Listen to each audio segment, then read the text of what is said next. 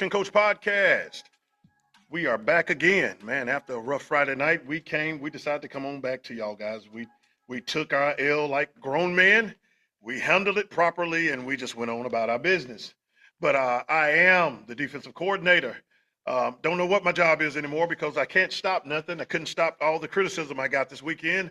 Went to the barbershop, they lit me up. Went to church and they lit me up. So I gave up a lot of points this weekend and could not stop nobody. So it's up to the offense to make it happen tonight. I'm the defensive coordinator. I'm Coach Marks, and the guy that's right beside me is the offensive coordinator. That is Coach Benji.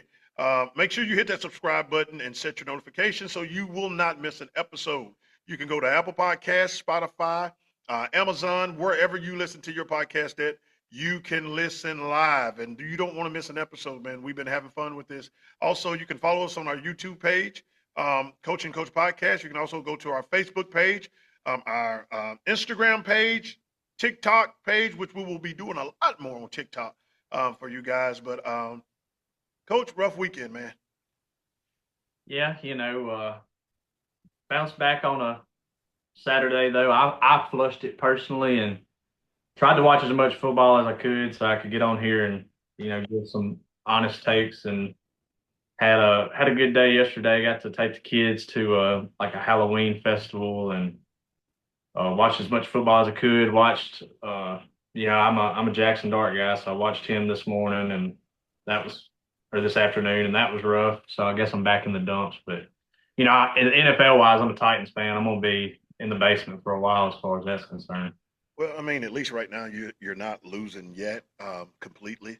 So you still got a chance. At least you're not a Ravens fan, expectations. And then we look like this. So, hey, man, it's just been a tough weekend for football for me. That's why I decided to go all Ole Miss today. As you can see in my background, I am very upset and very sad. It's time to blow it up. It's time to make a change. But we'll talk about the NFL when the NFL get here. But, man, tough football weekend, man. I tell you what, when you talk as much as I talk, and you are the offensive coordinator. I take more chances on defense. I'm the type of guy, I blitz a lot, and I probably put us in bad positions. My bad, coach. But I blitz a lot, man. I'm sending people. I'm zero coverage. Probably 80% of the time, I'm trying to get the sack. I'm trying to get the big play. And me trying to get the big play this week, it backfired on me. So yeah, rough day, man. I didn't even want to go get my hair cut, but I did. And man, he lit me up. Him and his nephew was there, and it was nonstop, just constant blowing us up. And man, as soon as I walked into church this morning, matter of fact, it wasn't even when I got into the church. They waited. I think one of my associate ministers, he waited until I pulled up, and he waited in his car. Yeah, waited in his car until I got out.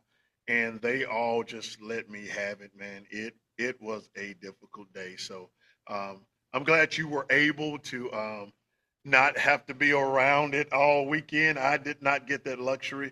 It was tough on the old coach, but you know what? Hey, we back for another. We just got to flush, like you said, we got to flush it down, and we just got to do it again. But we're going to jump right into it, man. We're going to go straight to the Bruce and Water Valley game. As you know, Bruce lost their first game of the season on Friday night, losing to Water Valley 34-20. It was a rough night all around, and man, it just everything that could go wrong did go wrong. Yeah, I thought that I said it in the fast-paced offense rapid reaction segment we did, that it just seemed like it was like banging our head against the wall trying to get some offense to generate some offense. And then defensively they played pretty good at times, but then you had a few plays that kind of cost you. And overall, I think like my coaching philosophy is that you can always go back to find 3 plays in a game that make or break you.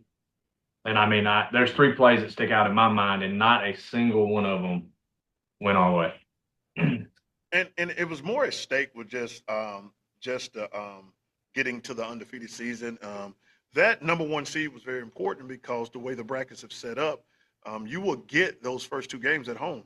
And that's now you never know what's going to happen. Water Valley could drop one of those games. in coming up. But if they do win out and we win out, they will be the number one seed and we'll be the number two seed, and that will give Water Valley an opportunity to host that first round of the playoff and the second round. And for us, we'll get to host that first round, but we would have to go on the road in the second round. And it was more at stake than the undefeated season. And not saying that you can't bounce back from it, but man, it really when you saw what could have happened, it's almost like a gut punch. It's like one of those mornings you wake up and just like, man, I got five of the six lottery numbers, and we got the number six, and I couldn't get it. Yeah, but um, I think for Bruce it should be easy to get up off the mat because everything, there's a group of seniors sitting in the locker room that's, they've been to the playoffs, but they've never hosted a playoff game.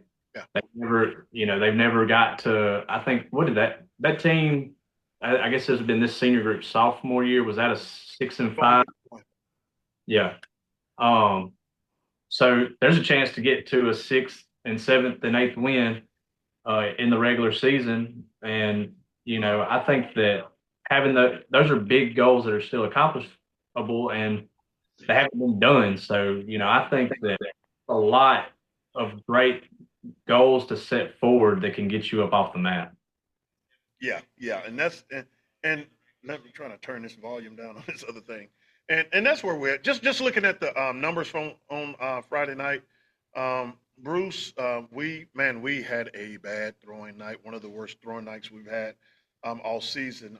Joshua Long, who got hit a lot of times on, if he's not still in the ice tub now, he is a bionic man because he took some licks on that night. He was 418 um, for just 50 yards. We only had 57 yards receiving, passing on that night. Aiden Welch was 1 for 2 for seven. Naquan on rushing, he had 20 carries for 91 yards. A lot of carries um, Oh yeah, for the young guy. And Hatchett only had one carry for a negative 1 yard, and Joshua Long had 18 carries for 107 yards. And even though that's a good number statistically, you don't want your running back. I mean, you don't want your quarterback taking that many hits. yeah, and I don't. If he got to 107 with like sack adjusted yards, I mean, he would have had an incredible night if we could have kept him upright. If that's sack adjusted, because he I believe it is. It is. well, that's impressive that he got to that number. And he's the type of quarterback he don't shy away. You want him to kind of sometimes not take that lick. I know it was a couple times that he had an opportunity. I know we talked about it. He had an opportunity to kind of just make one move, but in his mind, he just lowered his helmet and he just ran through the guy. And that's fine and it's good to boost everybody. But man, you're our quarterback. We need you. And you don't want to be taking that many hits. And he took a lot of hits on that night. Also, receiving on that night, we Marcus Brownlee had two catches for 12 yards, and Jermaine Jackson had three catches for 45 yards. I actually bumped into Mr. Tight End, and I was just joking with him, and I asked him. I said, "Man," I said, "how many times was you targeted?" And he said, "Probably about 3, 4 times." He said, "Man," he said, "Coach, they triple teamed me all night." And they wasn't. They basically said, "We're not going to let you beat us," because he has been the key factor in the last three games. I mean, just going across that middle, and that when he didn't get a catch that night, and only off of only three targets. So right there, that's a recipe for not a successful night. Defensively, Marcus Brownlee had another spectacular night. Had 12 tackles, five solo, two tackle for losses. Naquan, to couple with his 20 carries, also had seven tackles. Jeremiah Hatchett had eight tackles. Tylen Eccles from the defensive end had 10 tackles, and those were the high tackle guys. But you had a lot. You had a lot of good things to say about Marcus Brownlee. Yeah, man. Like I don't know why. I haven't. I've always been like I'm an offensive guy. I always I'll watch the defense, but I never really just shout out. I haven't been on here just giving a bunch of shout outs, but I think that there's several guys on that defense that need a shout out, and it starts with Marcus Brownlee. Like the sideline, like just watching him run sideline to sideline. from that backer position. Super impressive. Like he's sneaky fast for his size, and I mean he runs it down. Like I thought defensively, your defensive ends like Bryson and coach gonna tell me out who's the other end. Tylen is the other end. Tyler Nichols. I think they and them and then Cade and Naquan were doing a really good job spilling. And if they couldn't get guys down, here comes Marcus was cleaning it up. Yeah, he was coming full. He's coming full steam ahead. And then not only that is the way he closes. He closes like a classic linebacker. Once he see and he V lines, man, he go full speed. He is not afraid of contact. Yeah, I think he's developed so much as far as his read keys, fitting the run, and getting to the ball like you said, closing. Like Yeah. I just after watching, I noticed it a few weeks ago, but after watching the other night, I was like, I don't think there's enough good things you can say about him. Like, I mean, he deserves a shout out. Well, looking ahead, what Bruce got ahead now? Next week they have East Union, a winless East Union team, and they come to Bruce, and then Bruce will have a non-conference game. They travel to MS Palmer, the that infamous fall break week. That's usually a tough week, but it's a lot easier, I believe, when you're winning. When you're losing and you get to that fall break, it's one of the worst worst 3 days that you could ever imagine, because when you're losing, the kids are not very motivated, and just to get them out there for 3 days. So I don't believe that'll be an issue during the fall break week. And then on that following week, the next game, they get Myrtle at home, and then they get Strayhorn. And Strayhorn lost to Coffeyville this Friday night. It was Coffeyville homecoming, gave Coffeyville their first win of the season. So not saying those, anything can happen in 4 games, but there's a strong possibility that Bruce could run the table right there and end up 9-1 on the season and the number 2 seed. Yeah, and I mean the fact that that's on the table for you, I just expect them to bounce back in a big way this week, and then I don't see this group just the way they are, like the connectedness and the tightness of this group. I don't see the fall break being the issue that we've known it to be in the past. I just don't see it. I think they'll be fine. And like I said, the coaching staff, they are in a position to where they're getting the most out of the players. I was even checking during Labor Day, and that used to be, when there's not a lot of motivation, not a lot of expectation, that usually be a time where you have a trouble getting people out. But like you said, I do believe that going into this fall break will be fine. Yeah, I completely agree. I just think it's a group that it's going to be easy to sell. I mean, I've said it a few times already, but it's going to be easy to sell what's in front of them, because they've got a chance to get to a spot that they haven't been, and I think they just come across as a mature group too. Like they're mature, so I think they'll be fine. They have a lot of football under their belt. These seniors have a lot of minutes. Yeah, They have a lot of minutes under their belt. A lot of them seniors been playing since they were freshmen. They had no choice, yeah, and they've been out there for a long time. So they have a lot of minutes in under their belt. And a couple of the seniors, you can see the pain and the frustration in their eyes after the game, and that was huge for me. That was huge for me. It was some of them that had to be dragged off the field, because it was that much passion about it. And it's good to see passion in the players. It's good to see players that care about winning and losing, caring about how you play. And that's something that if you want to take out of Friday night's game, we can take it. Let us roll on to the rest of 2A, because now we're going to really start focusing on those specific classes, because we're close. Now we're into that division season now, and we need to know what other teams are doing, because these are the teams we're going to be matching up with. We're going to look at all the 2A ball. You got Clarksdale winning 12-6 over it's Clarkdale winning 12-6 over Bay Springs. Biggersville went 2-ball win and beat them 27-6. East Webster beat Kemper County 49-20. Really got to keep an eye on East Webster, because East Webster, that division, we'll see that division in the second round. Pelahatchie told West Lincoln, "You do not deserve to be on the field with us." Beat them 64-6. Walnut beat Ashland 36-6. Weston beat Enterprise 48-6. You got Scott Central over Puckett 49-0. Velma Jackson beats Eupora 24-20 to give Eupora their first loss of the season. Lake beat Newton 38-14. Northside, who's another team we need to keep an eye on, they beat JZ George 44-0. Calhoun City took Hamilton to the woodshed, told them that you don't belong here, and beat them 50-15 at their homecoming. Leland beat MS Palmer 36-8. Noxubee County beat Philadelphia 28-20.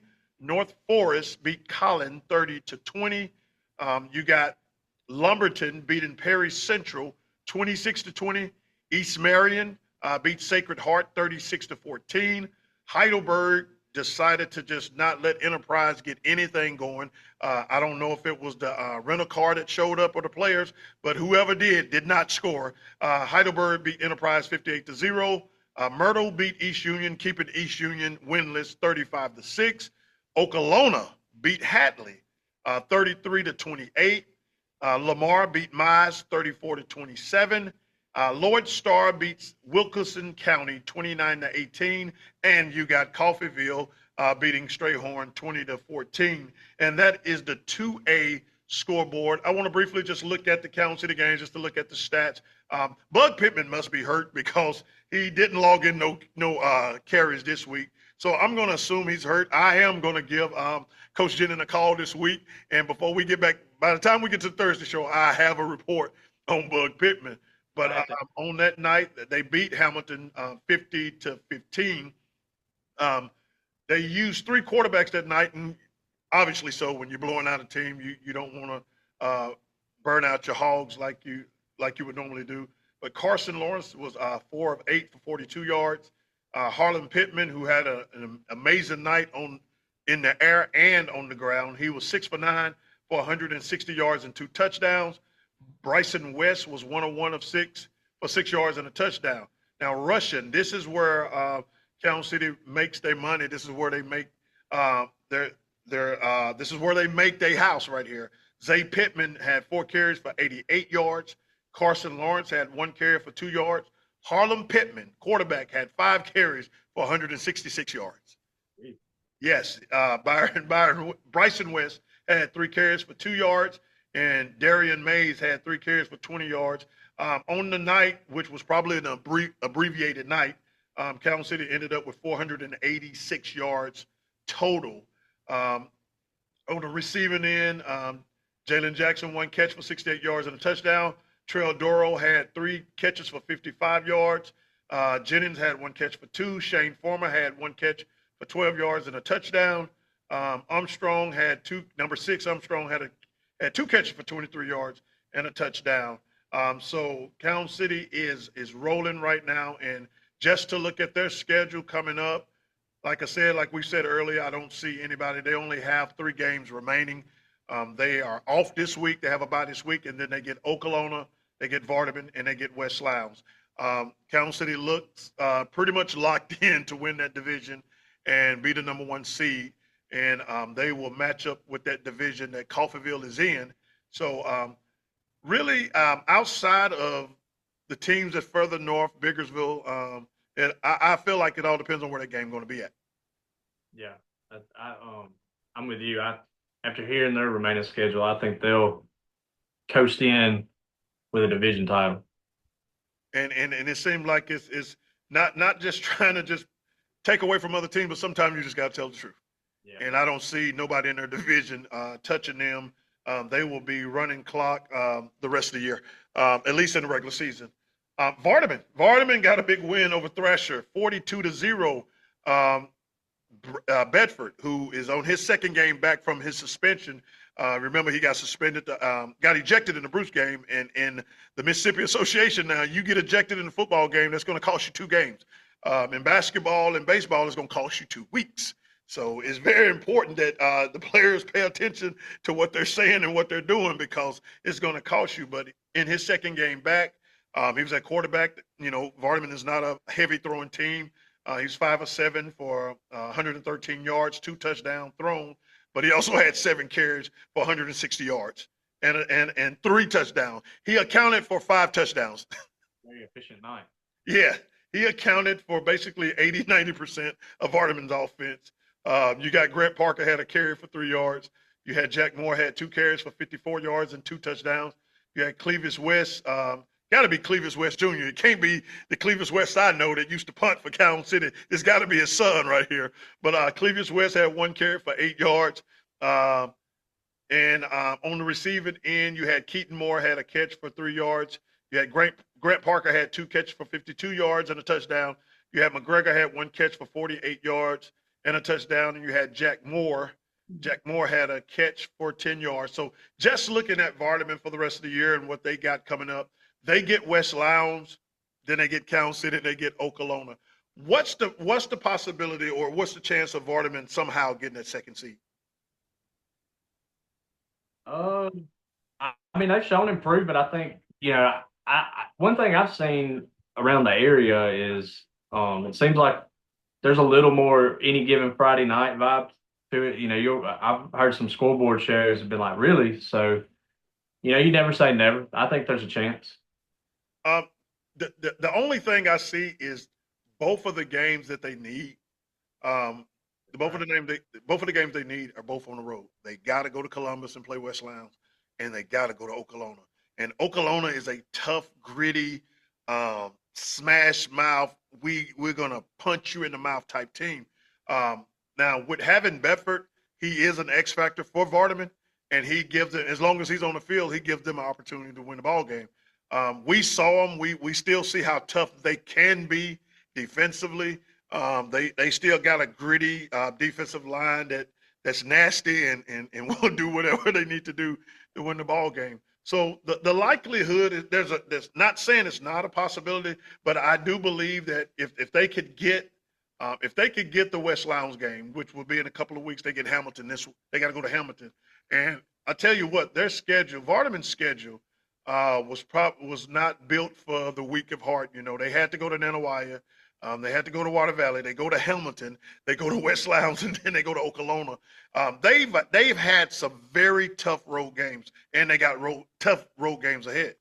Yeah, that's anytime you're in that 1A and you're playing 3A schools, it's tough anyway. And you had Water Valley on your schedule. You had a much improved Bruce team, and they're with a new head coach, new staff, but I think looking at stats and scores over the last few weeks, they've made some strides and improvements.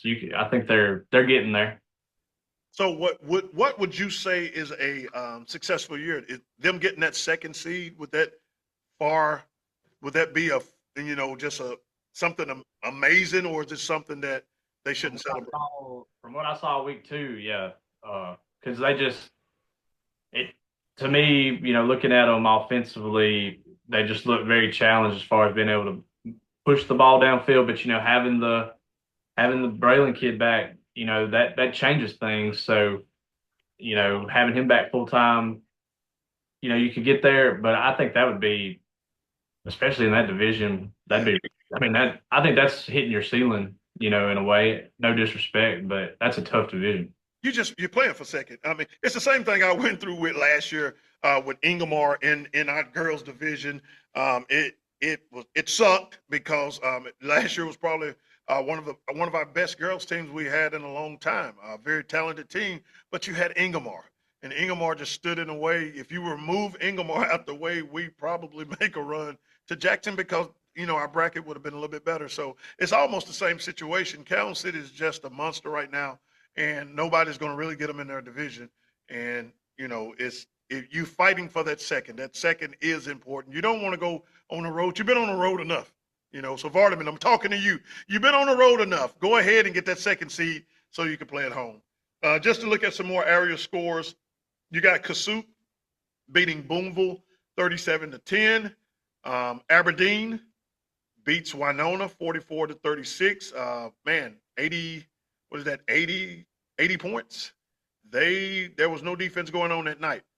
Corinth told South Pontotoc, you don't belong on my field, and they showed it. Corinth beat South Pontotoc 63-0. North Pontotoc beats New Albany 26-22. You got Faulkner beating Smithville on I saw the replay. The last play of the game, Smithville was driving, and they were about to break on a play, and the Faulkner defense showed up, and they sealed that win. Faulkner have really turned their season around, and I'm curious to see how they're going to fare in their division. You got Itawamba, Itawamba HS beating Morville 41-0. West Point, number one West Point, beating Callaway 42-0. I usually don't bring up these scores, but man, I just want to bring it up. Columbus Christian Academy 68, Calhoun Academy 64. That was 132 points in a game.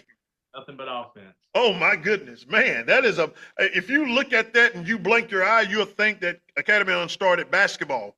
68 to 64. You got East Webster. We've already talked about them. Let's see, and that's about all. You got Belmont beating Alcorn Central 22-6. You got New Hope beating Saltillo 62-20. Tupelo beats Hartsville Academy 35-0 to bounce back from the loss on last week. Noxubee County beat Philadelphia 28-20. And you got Shannon. Oh my goodness, Shannon scored 65 against Pontotoc. They beat Pontotoc at Pontotoc 65-29. Houston gets their first win of the season, beating Amory. I don't know, Chris Jones were here this weekend, so they might have just wanted to, hey, we're going to show out for Chris Jones and make sure that his investment is not being thrown in the garbage. But they beat Amory 40-33.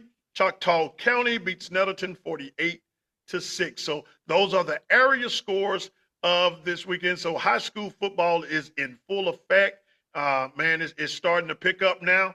And I like this time of the year because now, not saying the first part of the season didn't matter, but this is the time that it really matters. Yeah, this is where when I played, Coach Ray, you got in this part you played, he would be like, you look at it as a new season, the hay's in the barn, go get what's yours. Now it's go get it time. And that's where it is. You tune up for now. It's almost like, even in NFL or SEC games, it's more scattered out. It's more, it's spaced out in between.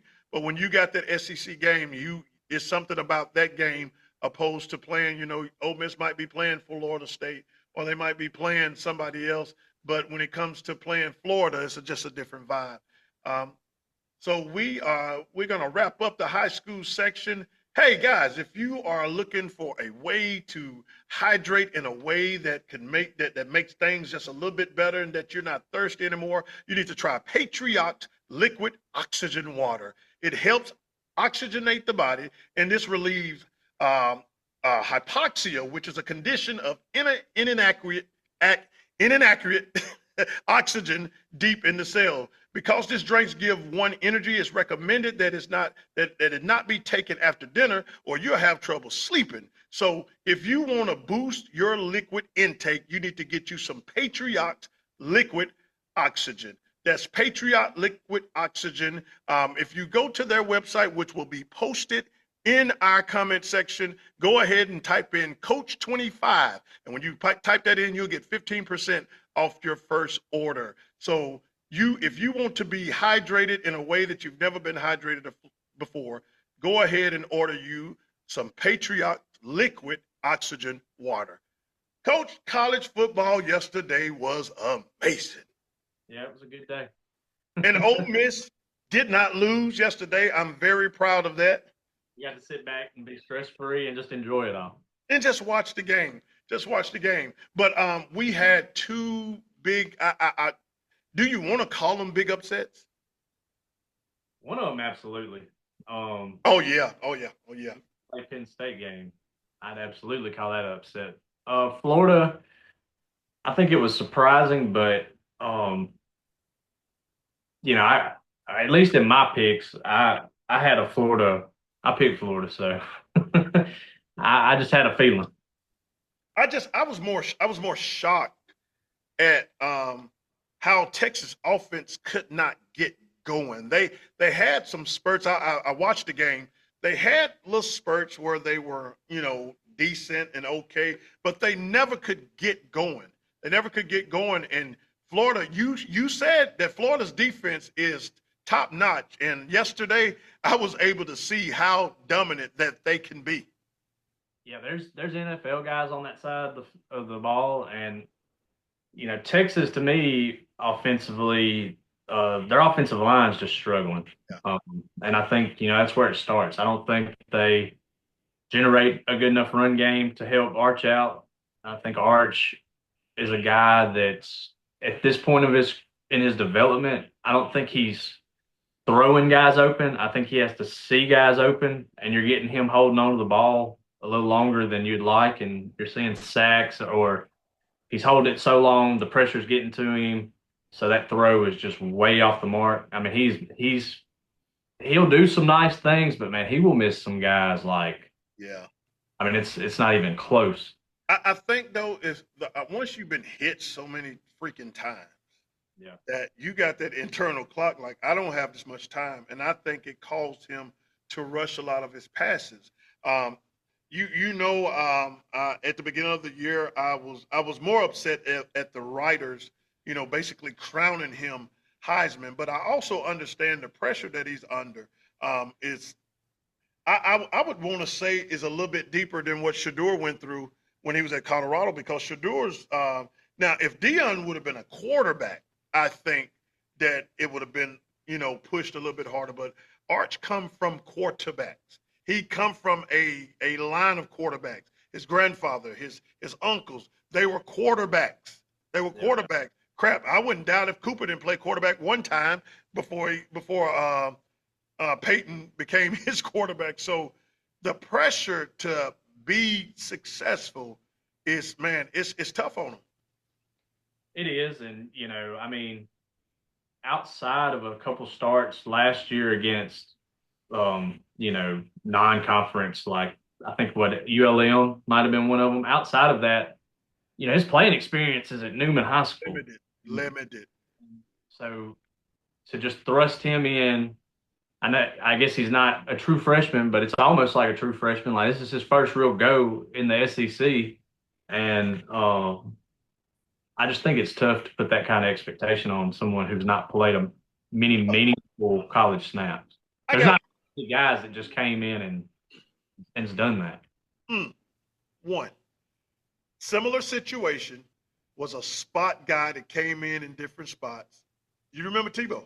Yeah, Tebow. Tebow at first was just a spot guy. He came in, kind of like what Arch did last year. He came in, he run, he give a little. But the following year, Tebow.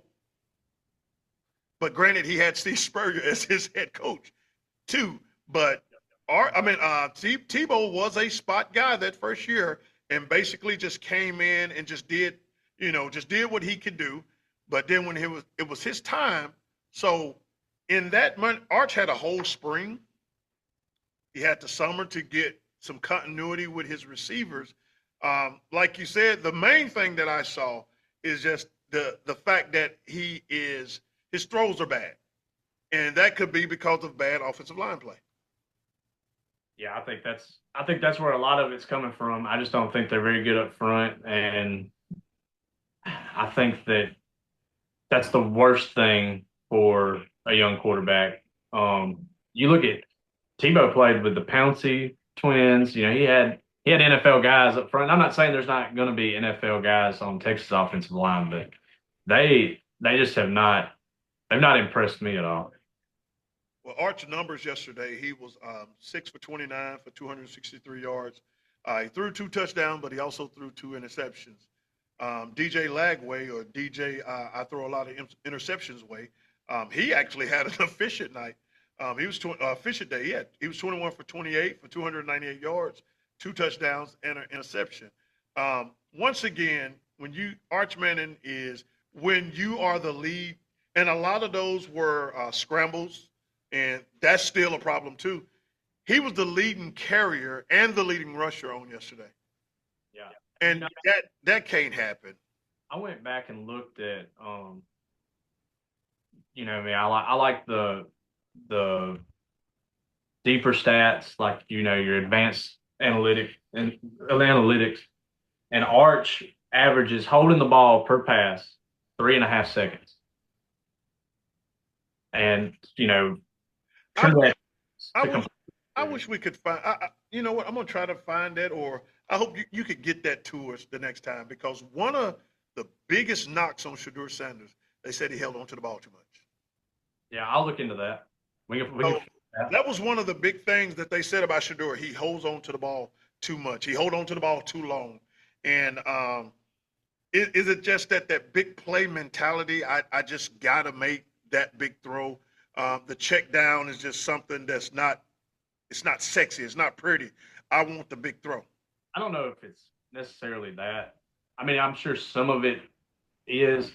It just looked like to me that he drops back, looks, looks, looks, tries to take off. It's like he don't know whether he wants to get outside the pocket or climb the pocket, and then he's just chunking it, and it's usually way out. Like he got smoked Yeah. dancing around, and then tried to get it to a check down, and I thought he got decapitated. Like he just I remember that hit. I remember that hit. But you know what? I could hear you say that while I was sitting watching the game. I could hear you say climb the pocket. And yeah, he was not climbing the pocket. It was about three. I know it was three passes that I saw that even in the replay, I saw it live, but in the replay, you could see that if he would just climb the pocket, you don't even have to climb much, but just about one or two steps, then he would have got enough room to make the throw. And I could just hear you in the background just saying, climb the pocket, Arch, climb the pocket. yeah. I mean, he looks like a guy that hasn't played a ton of meaningful college football. Like he's still figuring it out. Like that's just what it looks like to me. And I don't know, I know he's got the Manning name, and that's you probably expect more, but it just he looks like a guy that needs a lot of development. That's just what I. It's still there's still things developing there, and there's been rumors about his health too. So He's a different Manning. He's not a drop back pass. He's not a drop back typical Manning. He's more of Archie than he is Peyton and Eli. his ball actually looks really good when they move the pocket. Like when he's standing back there is when I see. To me, that's where he's missing. Like to me, he looks better moving around and throwing it. And that's fine in college. You're not moving that much in because them defensive ends in the NFL, they run in 4-3s and 4-4s. You move the pocket you want to, then you will be moving into the hospital very soon because they will light you up. Just looking at is Texas done or are they out of the playoff picture? I think there's losses coming. I think depending on just like if John Mateer can come back this week, I think Oklahoma gets them. I mean, This is what they got. They got Oklahoma next week. They go to Kentucky. They go to Mississippi State.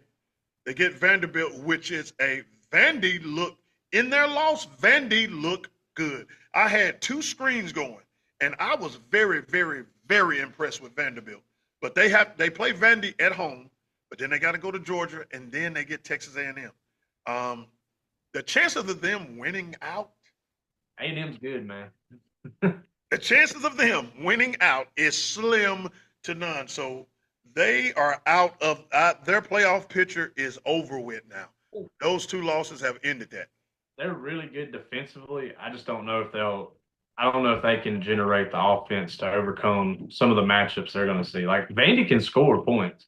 They can score on people.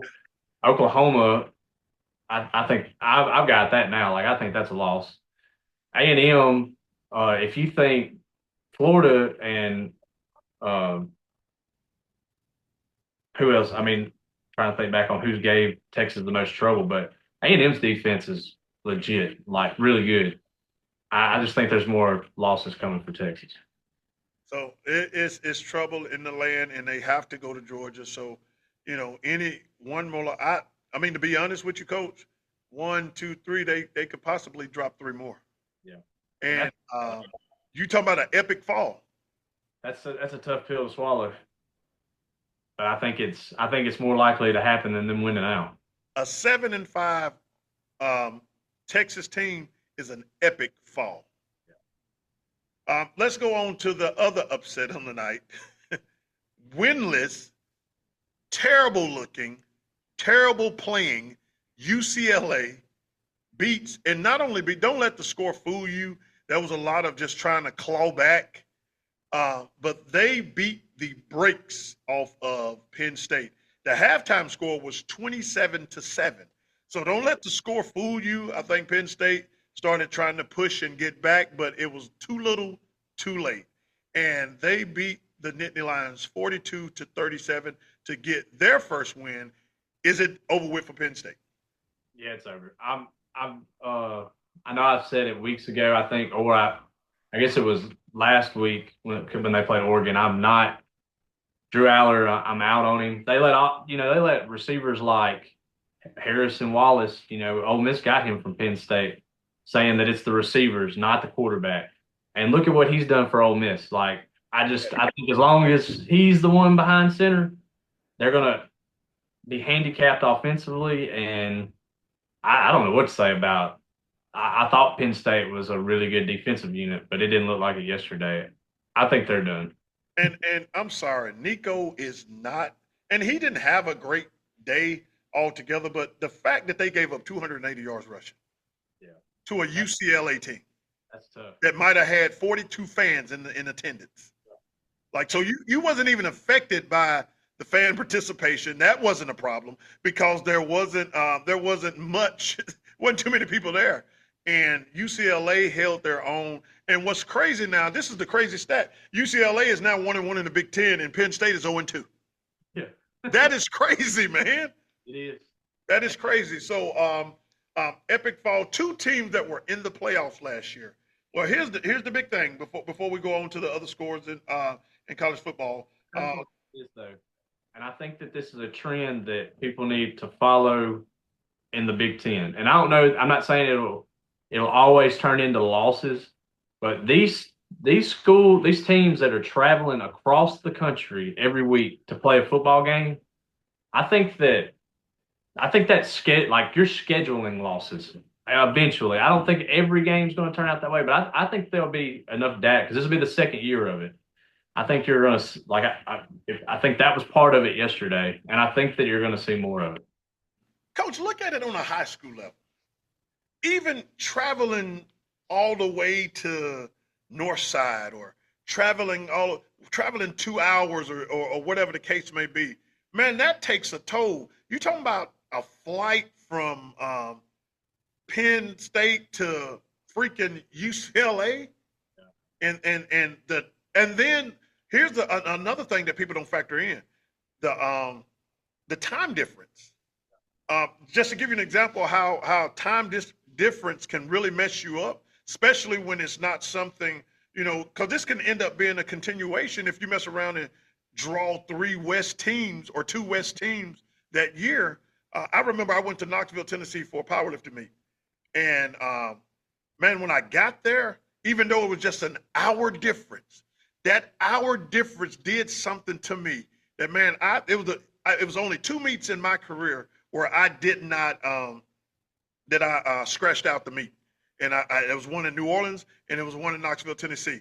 And the Knoxville, Tennessee, when I scratched out, I went back to the room and went to sleep because my body was just completely off. Really what I should have done, I should have got there on a Thursday to adjust to what was going on. When I went to Vegas and lifted in the Nationals, I got to Vegas on Thursday. I had Friday to recover and Saturday I lifted. So I learned better when I went to Vegas. But so even in powerlifting, it's the time difference makes a difference. So you talking about, man, even though I understand the money aspect of it, you're hurting teams that's not used to that. Yeah, I think at the end of the year, I'll keep up with it and we'll see what that looks like at the end of the year. Well, Penn State, it don't get any better for them. They do get Northwestern at home next week, and then they got Iowa. They go to Iowa, then they go to the Ohio State. They get Indiana at home, Indiana is smoking right now. They have to go to Michigan State. They get Nebraska at home, and then they have to go to Rutgers. So at least I see at least one loss. Yeah. So that they're completely out of the playoff picture. Somebody every year. Yeah. You're talking about if they can just, you're talking about Aller not being able to, if they can't generate offense. Iowa, that's what they do. They play defense. So. Yeah. So with that being said, them two, which would you say is the biggest? Who is the most surprising out of Penn State or Texas this year? I mean, has to be Penn State just because I know that Arch had a lot of hype on him and stuff, but uh, a lot of people thought this was Penn State's year to kind of run the Big Ten. If they could get by Oregon, it was going to be theirs. I don't think that's the case. I think at the end of the day, that's still Ohio State's conference. But there was a lot of preseason hype. Franklin, Coach Franklin, really at Big Ten Media Day got up there and said like this was the best from coaching staff to players that he had Man, he put that out there. out there. Um, do he survive? If let's just say Penn State drops two more, do they continue on the Franklin train, or do they? Because at some point, like I said, you college football is no longer let's just build and let's let this coach build. College football, you're paying players now. We want to win. I think he's fine. I mean, he made it to the Final Four of the college football playoff last year. I don't think you can do it after a win. I mean, I think he'll be fine. Just looking at the other scores in the top 25, you had number 23 BYU beats West Virginia 38-24. You have the Ohio State beating Minnesota 42-3. Miami edged a close one out. Florida State made a big push in that fourth quarter to try to make it try to get the comeback. Now for a long time it was 28-3 for a long time, and then Florida State made a run for it, but they end up losing 28-22. Oklahoma beats Kent State 44-0. You have Texas A&M, and in the first half, I thought, man, this is going to be a good one. I thought, hey, Mississippi State is going to hang with them, but something happened in that fourth quarter.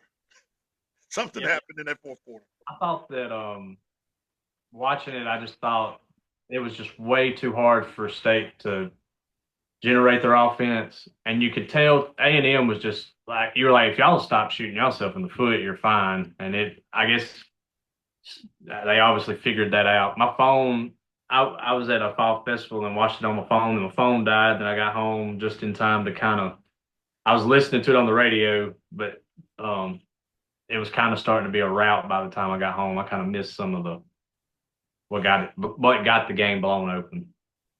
Yeah, I didn't really get to catch that fourth quarter.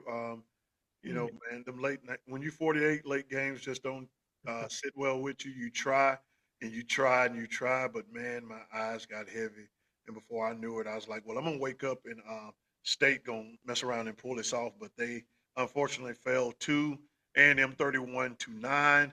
A&M goes to 5-0 in it, and 2-0 in the SEC. Mississippi State drops to 4-2, 0-2 in the SEC.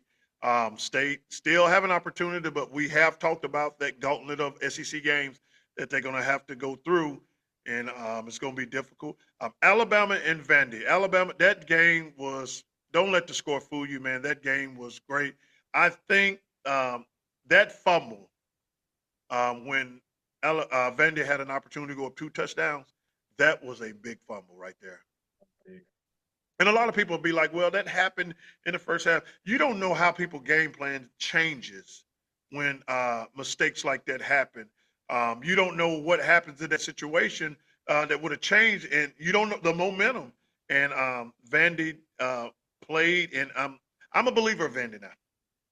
Yeah, I don't think you can look at them in the same light you used to. I think they're, I mean, the college football playoffs is still on the table for them. I think Yes, if it you're is. a new SEC team, you got a chance. Now they don't have the easiest schedule in the world, but I think with Pavia at quarterback, Clark Lee is a defensive guy, and he's got a good defense. I think they've got a chance to. I think their floor is like 8-4, and that's for Vandy's floor to be 8-4. That says a lot. That's amazing. And very well can go 10-2. Yeah. And then avoid the whole SEC championship thing, not having to worry about another loss, and then boom, you could mess around and slide into the playoffs. You got Texas Tech over Houston, 35-11. Georgia beats Kentucky I was sitting there like, come on, Kentucky, do something. And I don't know why I was doing that. I was just wanting them to beat Georgia at Georgia, but it didn't happen. Georgia beats Kentucky 35-14. You got Cincinnati beating number 14 Iowa State, handing them their first loss of the season 38-20.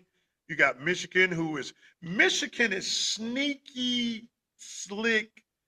They're like, okay, y'all are not talking about us, and that's fine. We're glad you're talking about Penn State and Ohio State and Oregon, but we're gonna keep on strategically getting closer and closer and closer. And that's how I see a Michigan team. Michigan team is a team I would not want to play if my playoff line was if my playoff if the playoffs was on the line, I wouldn't want to play Michigan. Yeah, they. I think they some people wrote them off after that Oklahoma game early in the year, and I think they're playing a true freshman quarterback, and he's you know week after week shown improvement, and they're right in the thick of it like they always are. I think the game at them and Ohio State's going to have huge implications when they get there. Yeah. They beat Wisconsin 24-20. Notre Dame beat Boise State 28-7. Number 22, Illinois, and our quarterback, he went 19 or 22 for 390 yards. But good to see him being successful. He was an Ole Miss Rebel, and we understood completely why he transferred. But he's doing great. Illinois is 5-1, 2-1 in the Big Ten. Virginia beats Louisville 30-27, and that is our top 25. I do want to look at one other score. Is one thing that I do want to touch on the college before we move on. TCU beats Colorado 35-21. Colorado drops to 2-4 and 0-3 in the Big 12. Yeah, but the score is kind of fooling you there. TCU threw a touchdown pass. I mean, they could have knelt it out and won 20. I think it'd been 28-21. They hit a touchdown pass with like 14 seconds on the clock, long touchdown pass. So score's kind of misleading. Colorado's a team that I just don't think they have enough to get over the hump. Like I don't think they're poorly coached. I don't think they're like there's position groups on the field that's like neglected in coaching. They just look like they don't have enough. But they're competitive. Like I think they've had a 14-0 lead against BYU, I think, and I think they had a lead against TCU for a little while. They've just not been able to. Halftime was 14-14. Okay.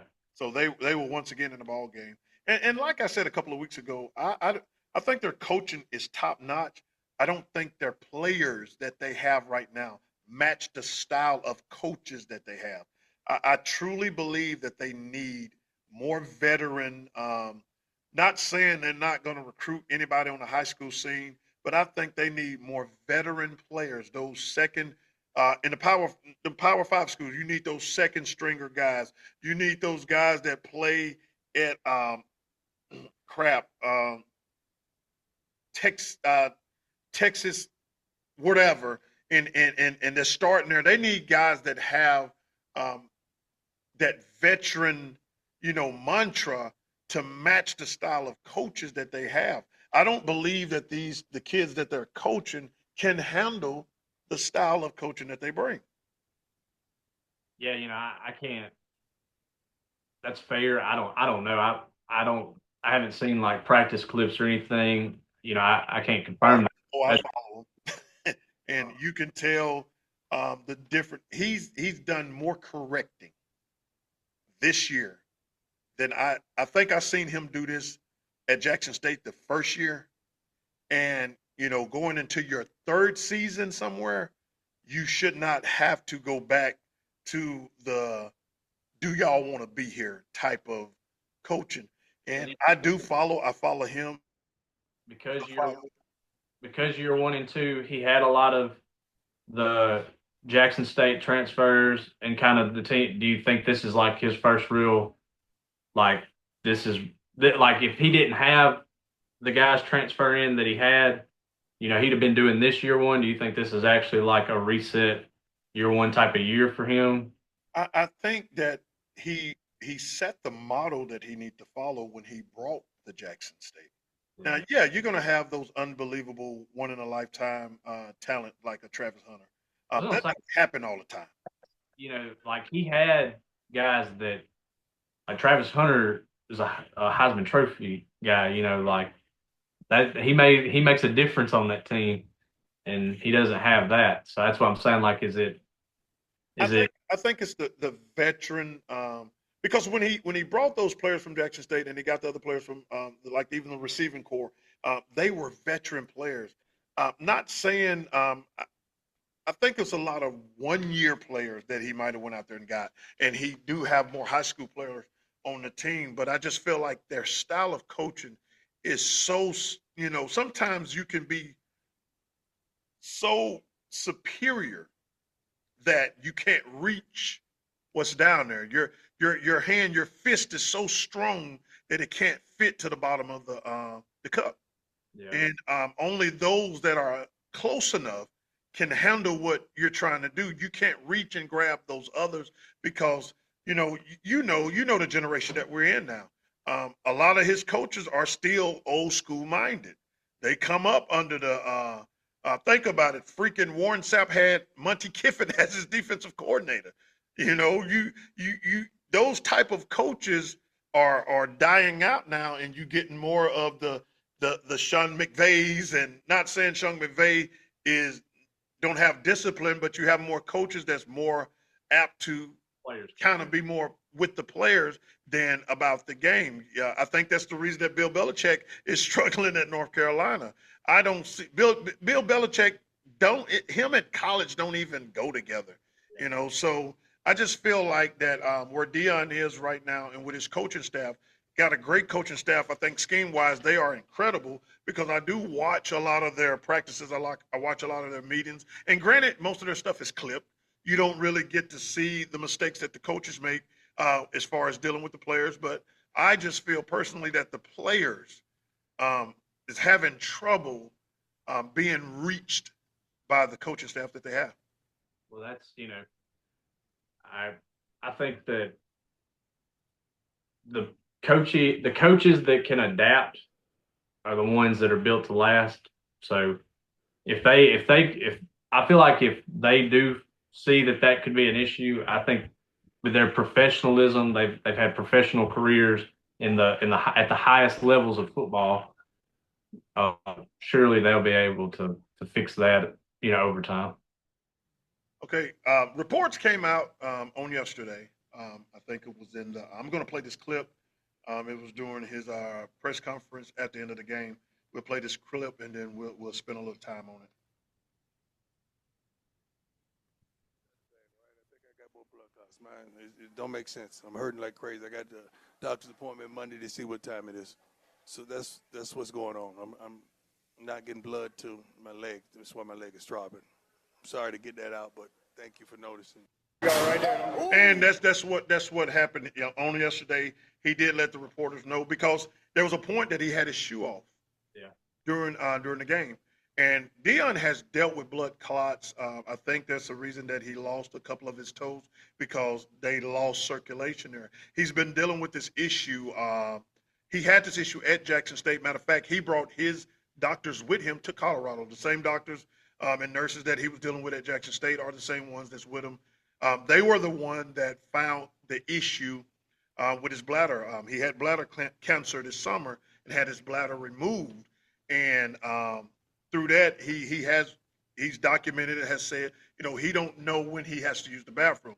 He have to go make himself go. He can't control it anymore.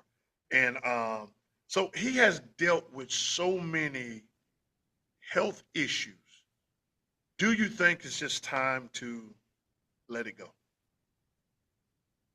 Um, I think that it's a profession that can shorten your life even quicker when you have issues like that. And I think that, everybody would rather see a Dion around, period.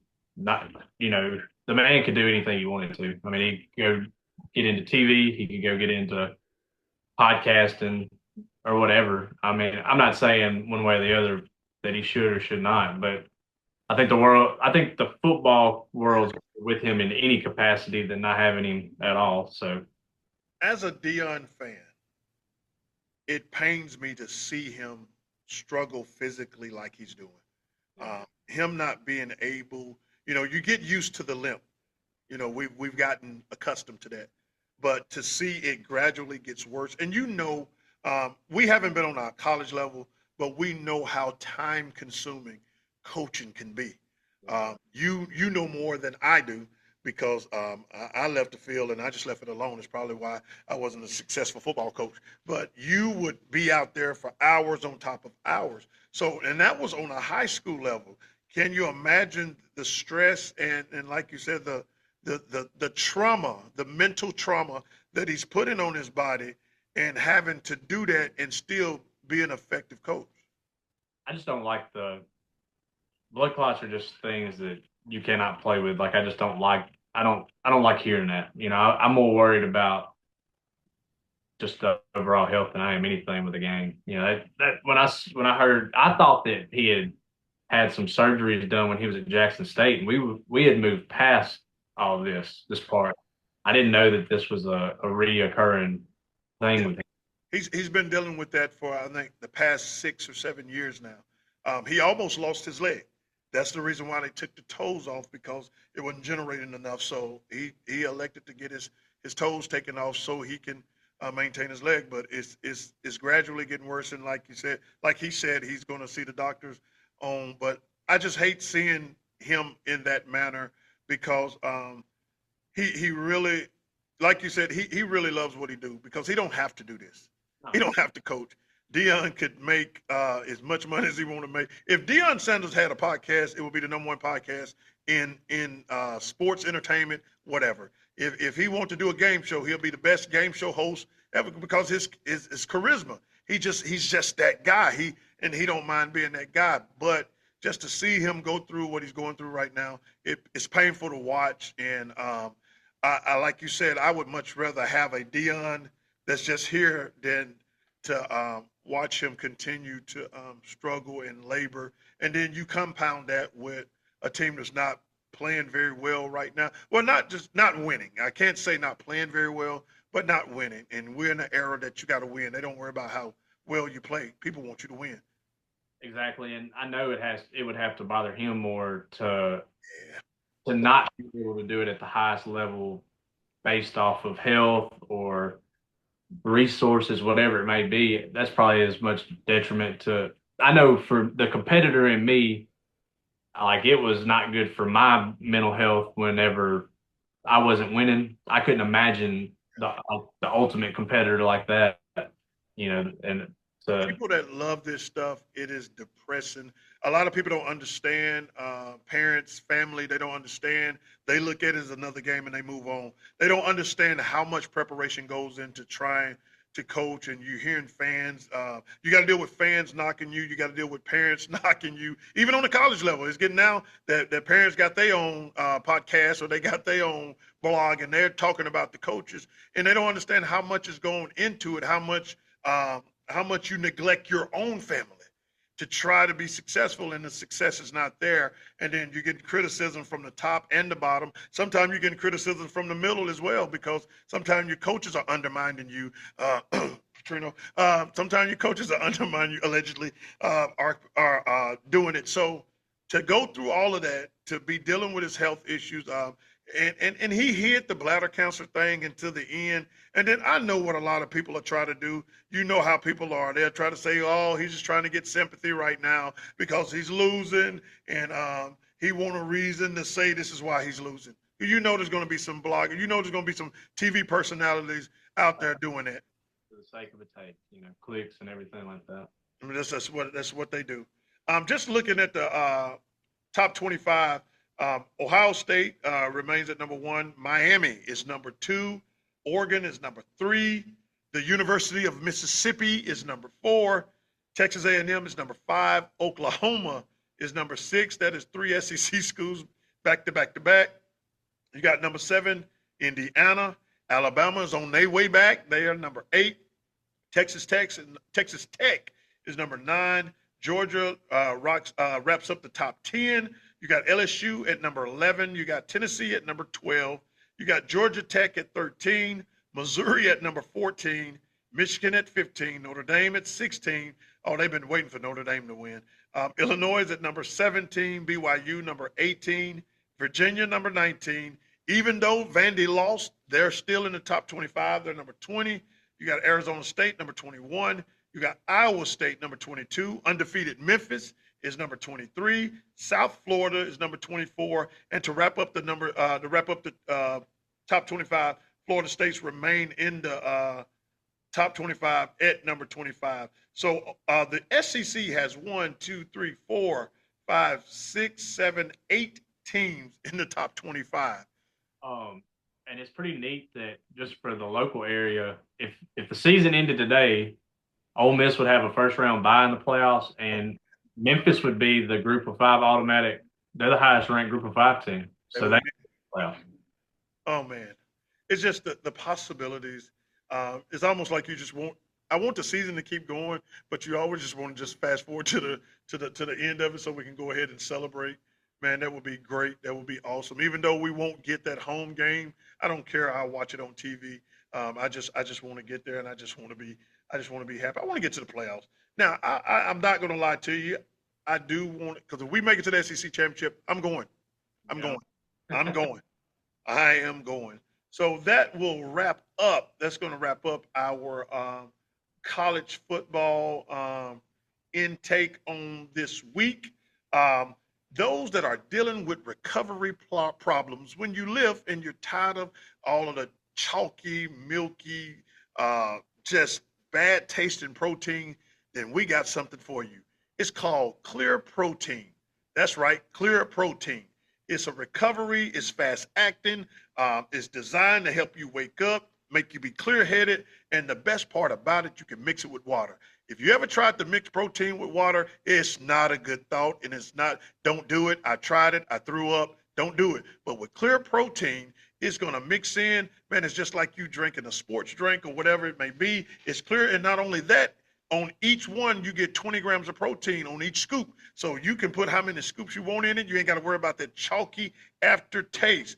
What you want to do, you want to go to www.clearprotein. That's KLEAR protein.com. You want to go in there, you want to order you a good helping of it. But then when you put the order in, go to that promo code, put in Coach 25. We're doing this for y'all. We're doing this for you. We want to put you on the game, and we're going to give you our discount. You know how it is when you go to the store and say, man, give me your hookup. We're giving you the hookup. You get 20% off when you put in Coach 25. That's Clear Protein, a new protein that's designed to take away the chalky taste. And when you get it, go ahead and tell somebody that the Coach and Coach podcast sent it to you.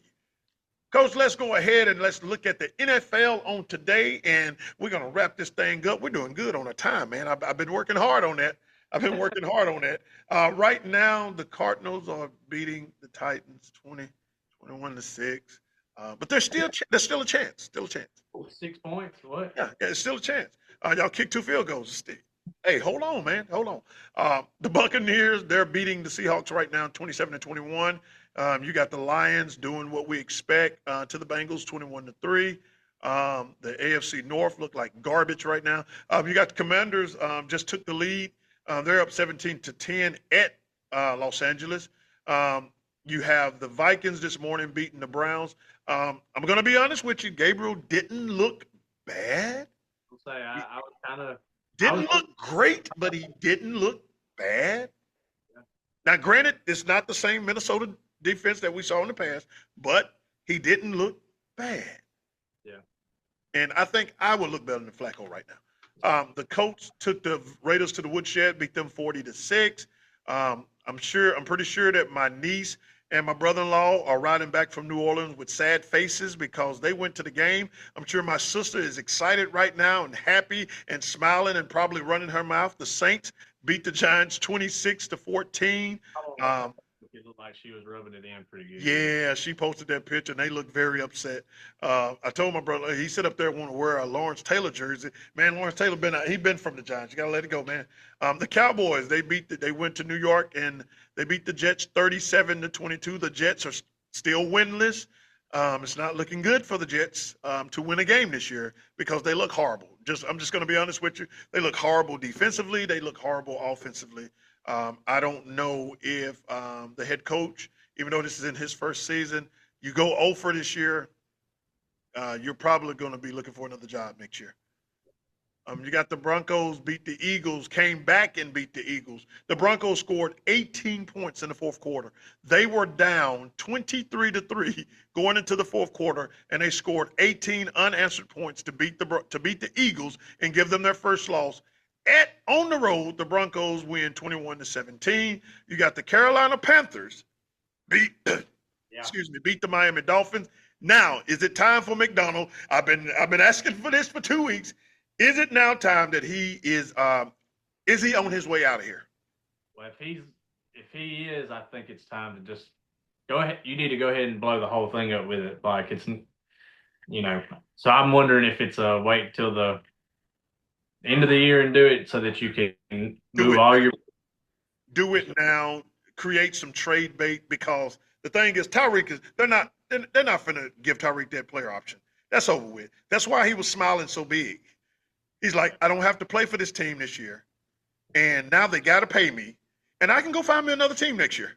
Yeah. So the Panthers, they went to 2-3. They beat the Dolphins 27-24. You got the Houston Texans beating the Ravens 44-10. That's another situation where it's time to blow up the team. We stuck with Lamar's contract. Okay, it's time to ship everybody out of here. You go here, Harbaugh. You go coach with your brother. You go to wherever he's at right now. Go to Chargers. I need everybody gone. It's time to start over. 44-10. The Baltimore Ravens got beat by the Houston Texans at home 44-10. We look like the freaking Titans right now. Nah, it's not that bad. Oh, yes, it is. We're 1-4. Right now, it looked like only one team going to make it out of the North, and it's going to be the Pittsburgh Steelers. They're going to win the division. And Tomlin going to have to stay there another year because he really didn't want to stay. He just did it because they wanted to, but he's going to win the North, and he's going to have to sign another extension, and he's going to stay another year. On Thursday night, you had the almost said the Vardaman Rams, but you had the San Francisco 49ers beating the LA Rams 26-23. And tonight, you have the New England Patriots traveling to Buffalo to play the Bills. You're looking at the past leader of the East going to the new leader of the East. And on Monday Night Football, you got the Kansas City Chiefs traveling to Jacksonville to take on the 3-1 Jaguars. And that is the NFL in a nutshell. Coach, anything else we need to cover? No, I think we hit on the big topics of the weekend. I guess the one thing I do want to say, I had somebody say this to me. They were like, "You need to mention this," so I'm going to. We're going to go back to Bruce for just a second. All right. I really hope that no one, there was a lot of people there Friday night, and I hope that one loss, people don't forget what the past several years have been. Stay on the bandwagon. Yes. Games. Don't throw it away. This is still your own pace to have the best season you've had in a long time. So enjoy it. Relax. It's going to be okay. Coach, I heard a preacher say this one time. If you bite your tongue, you don't take your teeth out. Hey, you bite your tongue, you don't take all your teeth out because you bit your tongue. Don't throw it away. We still need the fans to show up. We need y'all. We need you more now. We need you for East Union. I don't know what East Union. Remember, if you went to East Union last year, the little light show, they like to make me have a seizure. So we need to get them back for the light show. So we really need everybody to be in the house on this Friday. Man, this Thursday night, and go ahead, Coach. On the post I've seen on Facebook, I do think the community's behind this team. I just want to say it because I hope that's the case, And is the East Union game, is that Thursday night this week? Let me make sure. I think it's. Let me look at my real schedule. Because we might have to discuss. It is. It is Thursday night. Have to figure out. So we're gonna have to probably. Hmm, that's a good. Yeah, Interesting. have to We might have to have a Tuesday night show. yeah, think of something to do. Yeah, we might have to have a Tuesday night show. So I'm gonna have to let our interviewer know that we can't interview him on Thursday night. We'll have to get him on another night. But that is a Thursday night game. Coach, you are good at this, man, because I forgot all about it. This is gonna be a short week. It's gonna be a short week. So the game is Thursday night, but make sure that after the game you check out our hurry up offense. That's when we give you a recap of the game immediately after the game. Go to our TikTok page and it will be there waiting for you. We will have a couple of videos on TikTok today. Hey, we appreciate all the love and support. Man, I'm telling you, this stuff is, we enjoy what we do. We just want to talk to y'all. That's all we want to do. We thank our guest on Friday night, man, Coach Gladney, Coach Chase, man, appreciate y'all. I told him that I said Chase was just right at home, and man, the stories that I am gonna clip some of them stories and I'm gonna post them because the stories were funny just to hear the different perspective and to hear the stories. So we do hope and that y'all continue to ride with us, and we do appreciate everybody's support and everything that you're doing. It's good when you go around and people ask you about the show. Are y'all gonna do the show? The kids they wanting to hear their name called on the show. So we truly appreciate the love that we're getting from everyone, and we're gonna continue. We work hard. I will say this: we work hard at this. We don't just get here and throw stuff up. We really work. Coach work. Matter of fact, we was on the phone for 30 minutes yesterday trying to figure out other ways to make this show better. And we got to have good wives to do that because they have to allow us to do this work. And Coach, his wife is very supportive and instrumental. My wife at least give me give me the freedom to do it and to work on this stuff. And even today, she said, "You, I see you tonight." I said, "No, our show is early today." So she got excited that I won't be coming in like at no 8 or 9 o'clock. So, man, we sure appreciate everybody, and we're gonna see y'all. We're gonna go live Tuesday night. We'll go live Tuesday night. We do have a junior high game. I will have some junior high clips on Monday night to post on our page. Bruce Junior High, they have their last junior high game Monday versus Vardaman.